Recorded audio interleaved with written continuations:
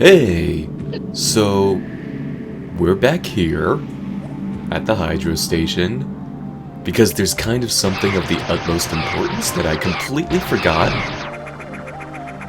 And it's not just that one missile tank either. There's something of vital importance. It's not just this time. I keep forgetting to pick up this item even in my normal playthroughs of the game. By this point, I've played through the game about 4 or 5 times, and swear to God, 3 out of those 5 times I have completely forgotten to pick up this item. But in my defense, it is incredibly well hidden, because you see this block? This one here? Yeah, that's where it's hidden. You have to bomb that block open to reach these vents. It's so sneakily hidden. I bet a lot of people don't even find this item their first playthrough. Not unless they go around on a power bombing spree later on. Spoiler alert, we'll get the power bombs later on. But right now, we have the wave beam. And the wave beam will prove to be of vital importance in this upcoming episode. In addition to letting us shoot that bird head through the wall, it also goes in a wave, as the name might suggest, which allows us to hit a slightly broader range of enemies and objects and things. While we're here, I think I'm gonna go pick up that missile tank too, so let's just skip down here. So that missile tank? Yeah, you get to it from here. It's pretty sneaky, hiding the way in a whole map square away.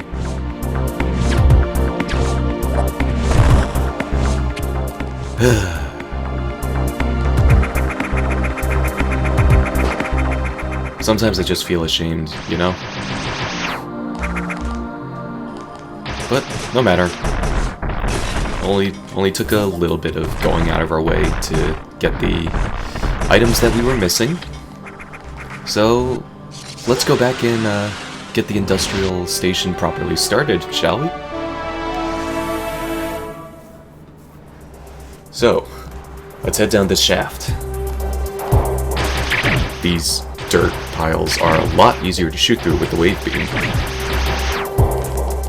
Instead of having to rapid fire shoot everything that every single little dirt block, you can instead just shoot once or twice with the wave beam and a little clearer path for you. There are these annoying buggers to deal with though. They go down pretty easily to a couple of missiles, but they also move erratically, and it's pretty hard to hit them with those couple of missiles. Also, if you don't damage them enough, they can split off into different halves.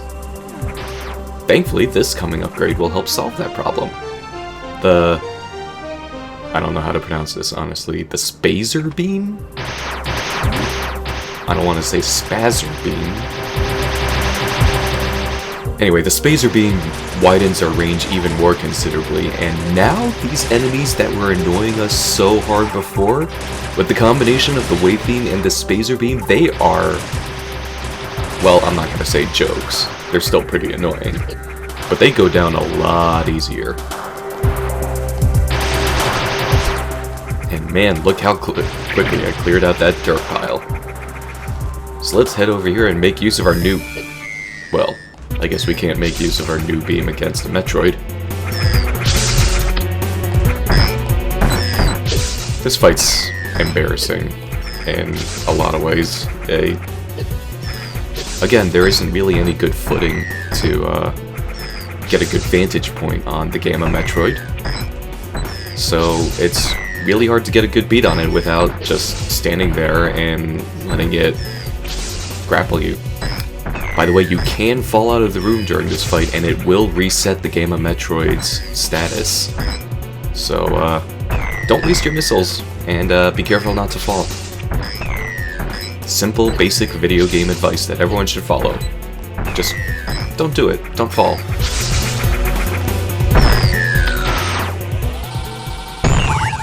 one Metroid down for this video.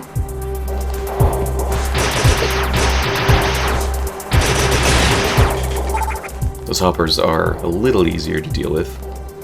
These guys are an absolute pain to deal with. At least when you don't have the wave beam and can shoot through solid objects. And I'd like to proceed here, but there's that strange chevron block again. 3 guesses, Metroid veterans, which item we're gonna be picking up next. In fact, said item is a little closer than you may think. And even though these blocks here are also of the chevron variety, we can still bomb our way through.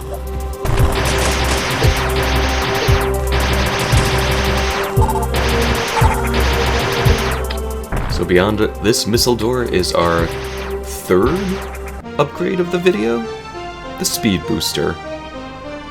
I'm relatively certain this was not in the original Metroid 2. I'm like 60% certain. So the speed booster allows us to, as long as we have enough room, build up a lot of speed and just go charging through enemies, objects. It's incredible. It's a lot of fun. This little pile of debris over here, and as you might have figured out by now, it is what breaks those chevron blocks. So there's another special thing you can do with the speed booster called the Shine Spark. It's a classic secret Metroid hidden technique. You can basically store your speed booster charge by pressing down while you're speed boosting, and that allows you to store it up and then press the jump button in order to charge in a specified direction. And that's one way to break a lot of speed booster blocks that you wouldn't otherwise be able to. Metroid thinks he can hide beyond the bomb block, but he can't. Also, I accidentally activated him before he was on screen. Whoops.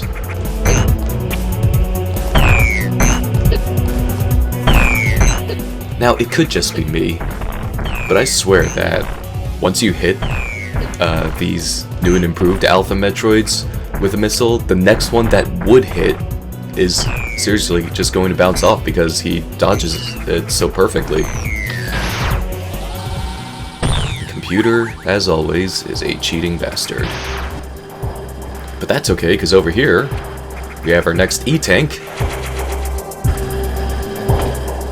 We probably can't go back that way, but that's okay, there are those collapsible blocks up there.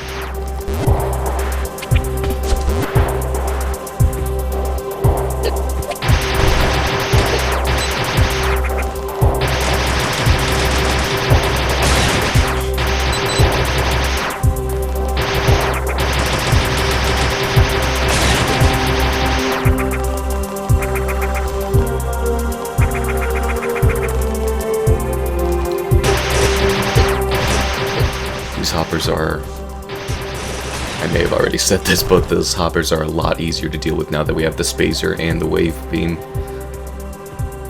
Wave beam? No, I'm not gonna get into that. Not just because it sounds stupid, but because there are also other beam combinations, and it's just gonna get even more ridiculous to try and work them all into one name.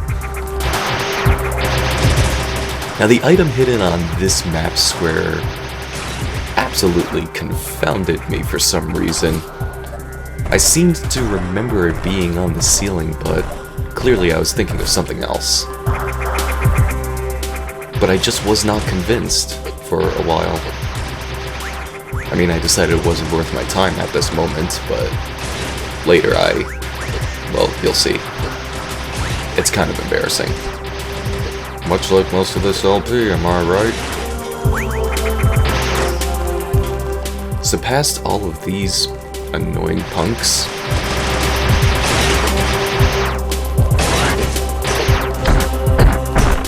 what is past all these annoying punks? A bit of lava. Seem to be at the very bottom of the industrial complex. there is room space in the lava. We just don't want to go down there yet. In fact, we don't want to go down there at all. And the footing in this room is just so terrible that, you know what? Screw it. If I could just sit down here and take out the Metroid that way, then that's what I'm gonna do.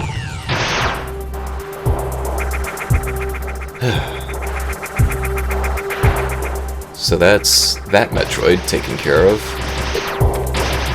And we don't want to fall in the lava.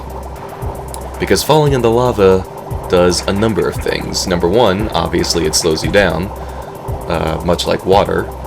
And number two, it sort of disables your mobility upgrades that you've picked up. You obviously can't jump very high, you can't use the space jump either.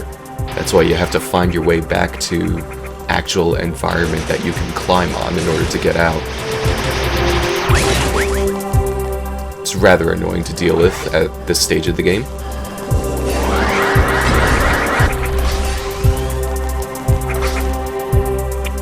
And this odd little device here, yeah.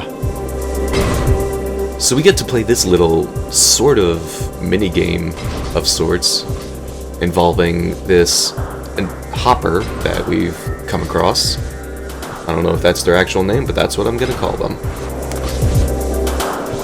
And over in the debris pile to the far right are these strange explosive devices. And they're the only things that will blow up these bars that are blocking our progress. There's a number of them we have to destroy, so we have to do this multiple times. It can get kind of annoying when the only way you can move is by hopping along like this.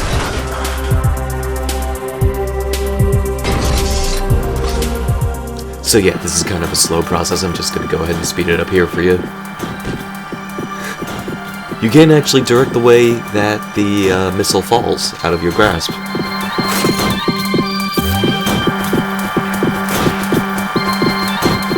So after way too much hopping, and believe me, it's easy to screw this up. I managed to do it relatively early on in a few tries, thankfully, but you can easily spend several minutes on this puzzle if you're unlucky with the controls and the timing and all that other stuff. Whatever's beyond here better be worth it.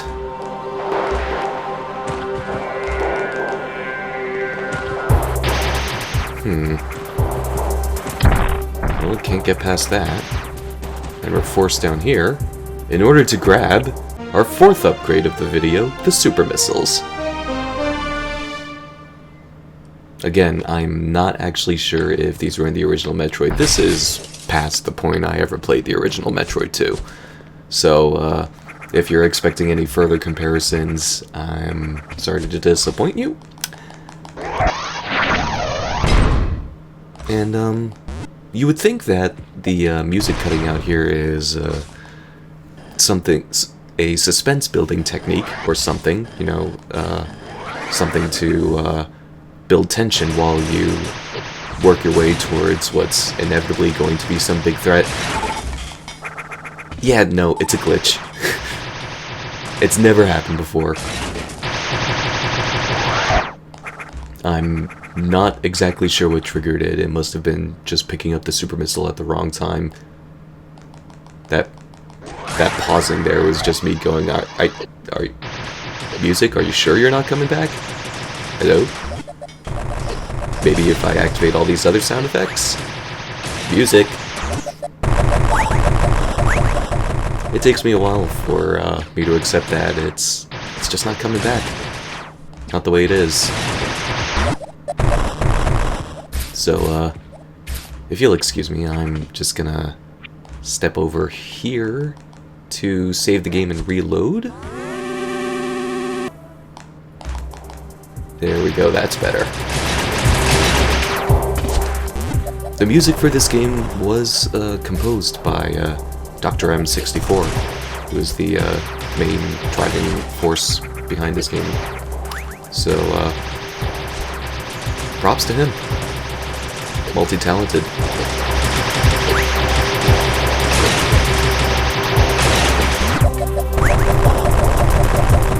So these blocks that we see down there, you may recall this is not actually the first time we've seen them, and now we know that they are super missile blocks, and we can get past them with super missiles. We just have to be very conservative with our super missile usage because, despite picking up that expansion, they're very rare and very low in number.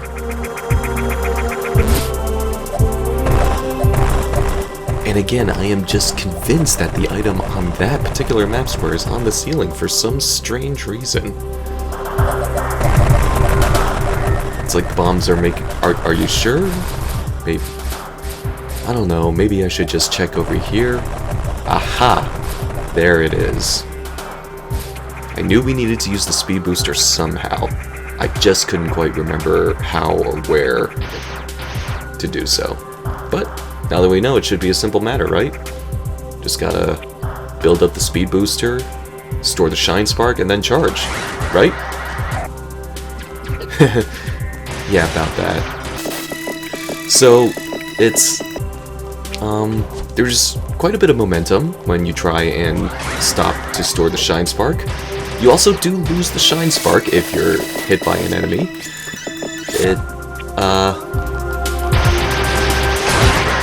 But there's one other cool thing you can do with it. If you run into a slope, you'll continue the speed boost as if you were running all along.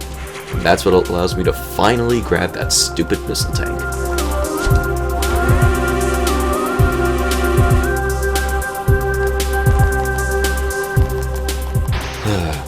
I want to get out of here, but this is not the way. We're gonna have to go somewhere else. Like this spot that I've been exposing all along.